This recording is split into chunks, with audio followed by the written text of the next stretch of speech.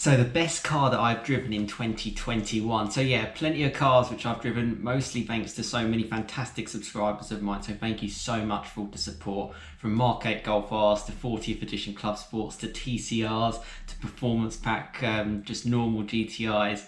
It's been brilliant, and I can only thank you all for that. I have driven quite a few other cars as well, not from my subscribers, which I'll discuss as well. But yeah, just basically, hopefully this gives you a good insight from sort of my year of driving, and which car I kind of preferred the most, if that makes sense. So let's go through some of the contenders of the cars which I've driven. So I actually asked you guys as well about 6 days ago, and 192 of you voted, so thank you for that. And I just said, which car do you think is the best one that I've driven this year? I only put 5 on the list, and to be fair, I probably missed out one which was probably quite up there. But 47% of you guys said the Mark 8 Golf R, 28% of you said the 718 Cayman GT4, and then it's slightly low to TCR and the Mark 8 GTI Clubsport down to the Mark 7.5 GTI. Now that was your kind of impression of just a couple of cars. You can only do 5 to vote on, so I only had 5 there. But you all kind of said the Mark 8 Golf R.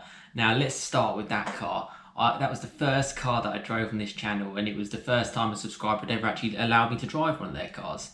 And actually essentially just gave me the keys and let me to go off. So it was absolutely fantastic, and I'm only can only thank that person for that. It's my best viewed video of the year as well, and yeah, for me it meant so much. Once I kind of did that first drive in the Mark 8 Golf R Performance Pack back in April, I was kind of like, yeah, that's kind of it. I'm done now. I talked about the car for ages, built it up so much, and it certainly delivered. We'll come back to that shortly, whether or not it was the best one to go for. But yeah, certainly that was a bit of a surreal moment. 2 weeks later, I drove this car. I drove the Golf 8 GTI Clubsport, and that was pretty surreal because I'd never really sort of got GTIs too much. I was always more of an R person. I'd respected the GTIs, but that was kind of it. I'd never really seen myself going out and putting my money where my mouth is, and that's what this kind of video is going to be about. A car that I would actually go and put my money in. That's what really sort of cuts whether or not you're actually going to do something or not. And yeah, that car was fantastic. Really loved it. A lot more sort of like agile and fun to kind of drive. I since went on to drive the Clubsport GTI, the 45 edition, which had an aquaprofage exhaust. It felt a little bit more special. It had dynamic chassis control and stuff, and it was pretty cool. So yeah, the Mark 8 Clubsports were also right up there on the list for me. I've driven cars. I've driven like the 718 Cayman GT4. I should stress actually, the best car I've ever driven, me personally, is a 981 GT4. I kept driving that for years, since about 2015, 2016 at Porsche Hilton Experience. I must have driven that car 7 or 8 times around track. I just love it. The noise and the engagement is really good. As a daily, maybe not quite there. The clutch is as heavy as I've ever felt in a manual gearbox cars. It doesn't have like a nose lift and stuff, so it does scrape. All those kind of things which make it not so great as a daily, but for me it's the best car that I've ever driven, and maybe aspire to own one in the future. So driving the 718 Cayman GT4s this year was pretty good. I drove the manual and I drove the PDK, both absolutely fantastic, both right up there on the list. I think for me though, when I sort of talk about a car that I would actually put my own money into, quite a few things, how limited and kind of rare it is, does kind of take consideration. Whether or not you can use it kind of every day, that one car that does everything, like the Mark 7 Golf R that I have. For reference, I can't choose my own car. That's, obviously I would say that is the best, because I wouldn't own it if I didn't. And I haven't actually driven another Mark 7 Golf R on the channel. I saw one, but I hadn't driven that one. So maybe next year, we'll have to see. So yeah, the 718 Cayman GT4 was really good, really special. Also drove a 992 Turbo S. I mean, the fastest car I've driven by far. And that was pretty special. And I should stress, all of these first drives are in a playlist called First Drive. So have a little binge, check them out if you want. You also get sort of like my first reaction. That's kind of quite important as well, of how I kind of feel about the car. Yeah, 992 Turbo S, I mean, what is it, nearly a £200,000 car, 600 brake horsepower. I mean, did launch control in that, and it was just something else, 0 to 16 like 2.8, 2.6 seconds or something like that. Bonkersly fast, and yeah, just crazy quick. Not quite as engaging as a Cayman, 4 times the price or whatever as well. But yeah, the fastest car I've driven, no doubt. And I also recently drove the AMG GT 9th edition as well as the C63S. Cars that I didn't really expect. I would advise checking out my thoughts on kind of those as well. It's in sort of this playlist. I think it kind of gave me an outside view from the VW and Audi group world, and I liked it. That AMG GT Night Edition was pretty special, and arguably for me, comparing it to say like a Cayman GT4, I know they're slightly different, but they're still two-seater sports cars. The AMG GT Night Edition felt like it'd be better on the road, and it was very good on track, if not quite as good on track as the Cayman. But we're not really necessarily talking all about track. It's about a car you can use on the road, you can live with, you can do everything, and then, maybe it's good enough to be on track. One of the cars that I've spoken about for a while is the Clubsport 40th edition, a really special car, and a subscriber reached out with a 3-door manual with the bucket seats in red. Oh man, that was absolutely fantastic, and it was certainly for me one of those real special cars to try. Now, for me personally, obviously this is all my personal opinion, I'm not necessarily a fan of modified cars. I like the stock OEM feel. That's just me. I get a buzz off, modified cars and stuff like that, but it's something I would never really put my own money into, which is the only downside for that car, which is why I'm not going to go for that one. It had, it's tuned to about 380 horsepower, uprated clutch, that kind of thing, and I was just like, they only gave me a good impression of what it was like stock, and it sounded like he said that overboost feature from 260 to 280 was just annoying and wasn't so good. So I'll take their advice on it, and perhaps it wasn't necessarily as good as I thought, but still such a soft spot for those 40th. One of the best looking cars I've seen, and it drove really, really well. It handled really, really well. That was the main thing for me, and I loved the front end on that. Moving on, I drove the GTI TCR. Now, if you're familiar with my channel, you know I had a big soft spot for that car. I spent quite a few times in it. I drove one with just like 18-inch wheels, and then the week later I drove one with 19-inch wheel, the performance pack, dynamic chassis control and everything. It was just, chalk and cheese between the two cars. It felt like it felt like a little touring car. It was that good. Really, really special to drive. DSG only in those. I think the looks was really good. It was very, very subtle, very, very, subtle on those sides. But then sort of lower down, you've got sort of like some cool accents and some, like the diffuser looks really, really cool. The front splitter, really, really high up on my list. And actually this car was in the top kind of 2 of what I was sort of, humming and hawing between. I was actually in Edinburgh, and, I woke up at 2 in the morning and I was like, TCR or the other car. And I was like, at points, I was like, the TCR, it was that sort of level for me. It was that good. So, and all these cars, to be fair, owners should be fantastic to have them. They're absolutely brilliant. But it did just miss out. Not quite sure why, to be honest with you, because it's got a lot going for it, because it's a limited run car, holds its money well, it was fun to drive, you could use it as a daily, 5 doors, looks good. It was just brilliant. I think the only thing that probably slightly let it down, and the 7.5 interior was pretty good, was probably for that, in the UK, I mean, we're going through some pretty awful weather at the moment, that kind of answers your question really. I do like that 4-wheel drive.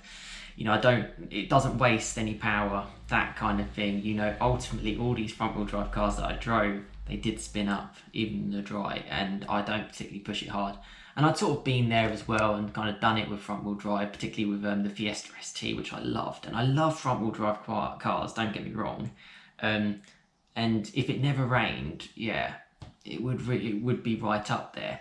But just kind of misses out. Drove the 7.5 GTI Performance Pack. Really, really good car, actually. Probably the least expensive car I've driven. Yeah, I think that's fair to say. And from a subscriber, and that was the Performance Pack, so 240 brake horsepower. Really nice handling car, manual gearbox car, completely stock. I really enjoyed it. Yeah, and again, check that out to see my sort of first drive and first impressions of it. And I've actually got individual playlists for the specific cars, so like TCR, 40th, the standard GTI Mark 7.5, so you want to check those out. So that was really, really cool.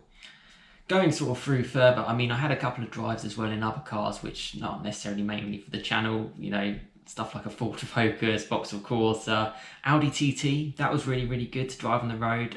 Actually reminded me a bit of a Cayman, actually. That was from a friend, so that was really nice of them to sort of give me a chance. I've driven like a McLaren 720S, a 70S Spider, a Nissan GTR, an Ariel Atom as well. But those kind of cars, they're not really, yeah, not really for me, if that made sense, as like that sort of do everything kind of car. And then I've got another one on there actually, which was quite good, just a point of view drive in a Mark 8 Golf R. It had Aquaproach exhaust, pan roof, DCC. So that was quite good to check out as well, and it gave me a better overview of the Mark 8 Golf R, because I then actually went back and drove that again. So I spent a bit of time in the Mark 8 Golf R to get my feel, and that was the car for me where I was just like, is this car, I built up so much hype for it. I had so much high expectations. Whereas I guess for the GTI, I didn't really have as high expectations, but they did exceed what I felt. With the Mark 8 Golf R, I felt it did. I felt it was a really, really special car. The moment I saw it pull up, in white and performance pack, I was just like, oh, wow. It was such a sunny day as well in April as well, as you can see from kind of the pictures and stuff like that. It was really, really good. And yeah, that probably answers your question. The best car that I would genuinely put my own money into and buy out of all of those cars would be the Mark 8 Golf R. And to be honest with you, whether it has performance pack, whether it has 18-inch wheels, whether it has 19-inch wheels, whether it has dynamic chassis control, whether it has the Aquaproach exhaust, doesn't really matter. In fact, I'm very much a base spec kind of person. In fact, I think probably one of the best ones of that, pick up one which was sub 40 grand, so the one in the 39 whatever, get it in white, get it with nothing, no options, so you pay less road tax. That would suit me just fine. And I think you're still getting a car which it just had a little bit more fun and playfulness. Crazily fast, more than fast enough than you'd ever need. The infotainment doesn't bother me too much because I tend to just turn it off these days. That's just me. I just want to drive a car. So I felt it was really, really good. Yeah, it lacks a little bit from the Mark 7 Golf R in my mind, but I haven't actually driven a Mark 7 Golf R other than my own. So I can't sort of say that was the best car I drove in 2021. Maybe you have to wait. Well, you will have to wait till next year actually for that. Only a few days. So there you go. Mark 8 Golf R, that was definitely the best car, and it certainly set expectations. And if you've got it, fantastic. There's I don't. It was tough between a lot of the cars that I tried, but for me, a car that can do absolutely everything. You can have kids with that. You could drive to Scotland in the snow and go to like the real coldest regions of any country, and it'd be fine. And yet on a really dry day, it'd still be really fun. And I love that ability to do everything. Can just do everything. 40 mpg as well. It's that kind of level. Brakes were very strong. Steering was a bit lifeless compared to my Mark 7. That's just my opinion. But yeah, I feel that was top of the tree for 2021. Interested to see what's going to happen in 2022, because I've got a few new cars that I want to test out as well. Not only from subscribers, but just stuff that I'm just going to line up as well, just to see my thoughts and share them. But yeah, just looking around it now, did look good in white actually. Did look good for performance pack too. But yeah, there's plenty of options you can get on these, and for me, the less you pay, the more you'll probably enjoy the car, to be honest with you. Yeah, special car. Let me know your thoughts in the comments, what you thought was my best car. A lot of you guys, out of the 200 votes, half of you guys, so 100, voted for the Mark 8 Golf R. You're quite right, that was my kind of pick. And but nothing against all the other cars that I tried, particularly all those GTIs, because they really did surprise me. They weren't, I'd always been a fast forward fan. I haven't driven any fast forwards really this year. Get in touch if you want me, if you want me to. But I spent a lot of time in the Mark 7.5 Fiesta ST. Had it for 4 years. Loved it. It was so fun, but it did sort of lack down on that sort of daily ability side. Way too firm. GTI not quite as fun, but yes, it was fun enough, and you get all the benefits of that sort of daily car. So nothing against the GTI at all. But I'm going to end it there. Long enough video. Hope you have a fantastic rest of your few days left of 2021, and into 2022. And subscribe if you want to see more content, see what I get up to. And yeah, have a good one. Happy New Year.